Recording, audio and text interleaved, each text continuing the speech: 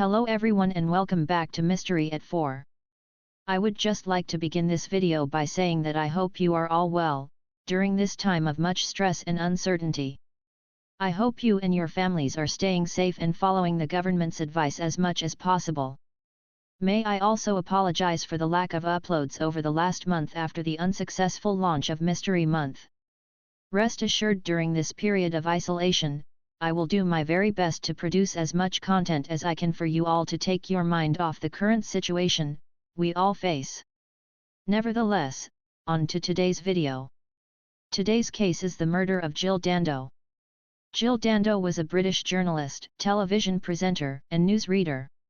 She spent most of her career at the BBC and was the corporation's Personality of the Year in 1997. At the time of her death, her television work included presenting the BBC One programme Crime Watch with Nick Ross.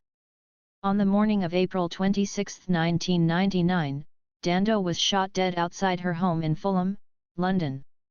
It prompted the biggest murder inquiry conducted by the Metropolitan Police and the country's largest criminal investigation. A local man, Barry George, was convicted and imprisoned for the murder, but was later acquitted after an appeal and retrial. The case remains unsolved. Jill Dando was born at Ashcombe House Maternity Home in Somerset. She was the daughter of Jack Dando and Winifred Dando, who died of leukemia aged 57.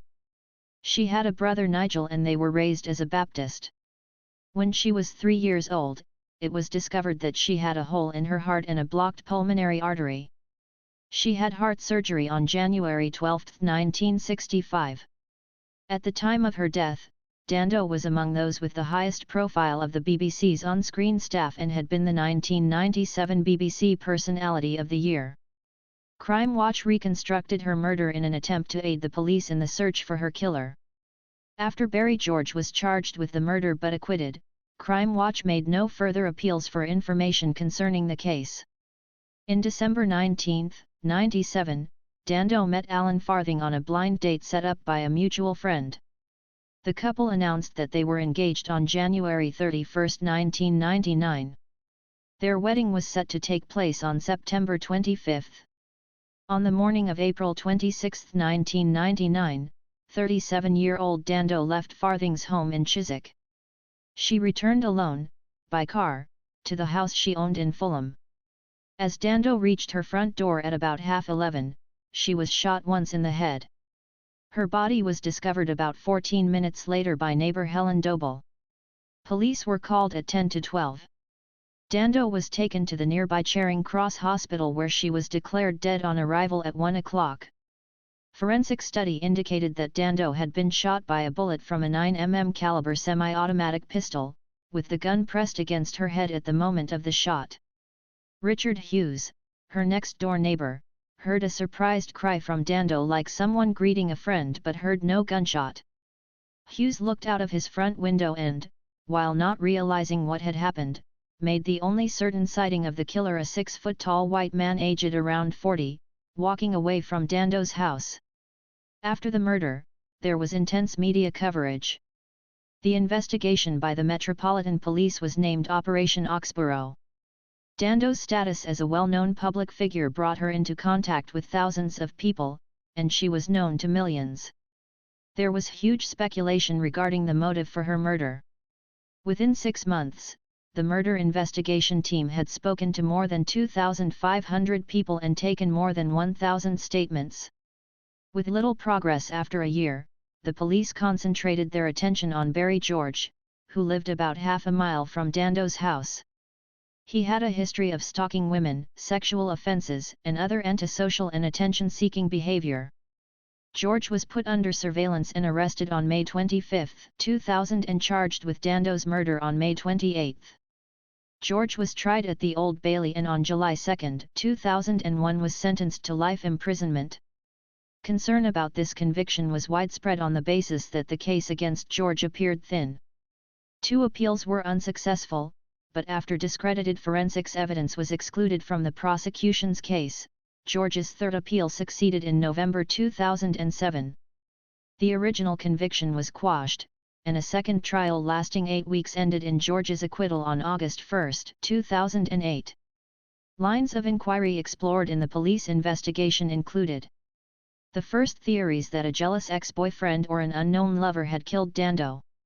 This was quickly ruled out by the detectives who interviewed all Dando's friends and acquaintances and checked her phone calls.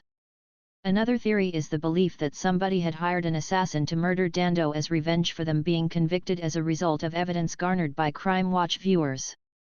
After exhaustive inquiries, this was also ruled out by detectives. There was a possibility that a deranged fan may have killed Dando after she had rejected his approaches. Dando's brother, Nigel, informed detectives that she had become concerned by some guy pestering her in the few days before her death, but this was ruled out by detectives. Following the Jimmy Savile sexual abuse scandal, a claim was made that Dando had investigated a pedophile ring at the BBC during the mid-1990s and had handed a dossier containing her findings to BBC management, purportedly prompting a revenge attack. The BBC said it had seen no evidence to support the claim. Actions taken by a professional rival or business partner also had to be considered. Her agent John Roseman stated that he had been interviewed as a suspect by police. The original police investigation had explored the possibility of a contract killing, but since Dando was living with her fiancé and was only rarely visiting her Fulham residence, it was considered unlikely that a professional assassin would have been sufficiently well informed about Dando's movements to have known at what time she was going to be there. CCTV evidence of Dando's last journey, mainly security video recordings from a shopping centre in Hammersmith, which she visited on her way to Fulham, did not show any sign of her being followed. On the night of her death, Dando's BBC colleague Nick Ross said on Newsnight that retaliatory attacks by criminals against police, lawyers, and judges were almost unknown in the UK. Finally, forensic examination of the cartridge case and bullet recovered from the scene of the attack suggested that the weapon used had been the result of a workshop conversion of a replica or decommissioned gun. It was argued that a professional assassin would not use such a poor-quality weapon.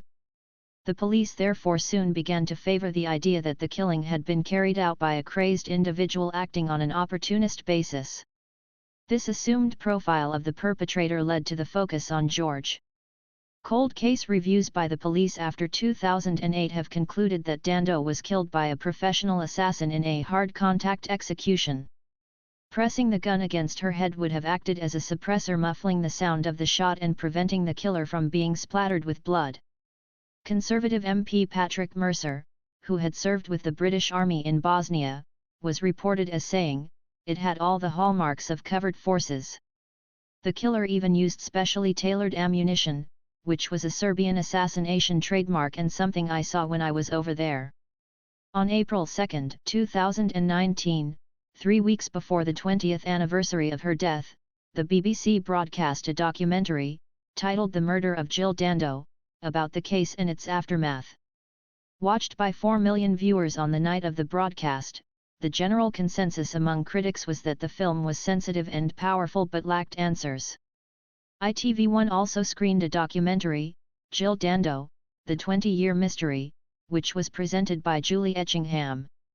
The Daily Telegraph review stated it was odd how much more curious about the truth the documentary was than the BBC's, adding not only did the timing of ITV's documentary seem more apt, coming on the eve of the 20th anniversary of her death, but its content was more pertinent, too. Rather than just shake its head and mourn, this film was determined to give the case another good shake to see if anything might yet fall out to explain a most tragic and senseless killing. The review for The Times agreed that it took a harder investigative tack than the BBC's. That's all for today's video. Please like, comment and subscribe. Join us down below to have your say on what you think happened in this case. Once again, if you could follow our social media, it would be much appreciated. Stay tuned for what's to come and I hope to see you soon.